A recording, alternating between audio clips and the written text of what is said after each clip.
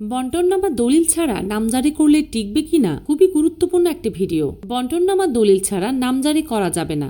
বন্টননামা দলিল ছাড়া নামজারি করা হলে ভবিষ্যতে আইনি জটিলতা দেখা দিতে পারে, কারণ এই দলিলটি প্রমাণ করে যে ওয়ারিশরা কিভাবে জমি ভাগ করে নিয়েছে। যদি বন্টননামা না থাকে তাহলে এসএলএন সংশ্লিষ্টদের নামে নতুন খতিয়ান খুলবেন না, কারণ এতে মালিকানা অস্পষ্ট থাকে। কেন বন্টননামা দলিল প্রয়োজন? মালিকানা স্পষ্টীকরণ। বন্টননামা দলিল একটি আইনগত দলিল যা ওয়ারিশদের মধ্যে জমি ভাগাভাগি করে দেয়।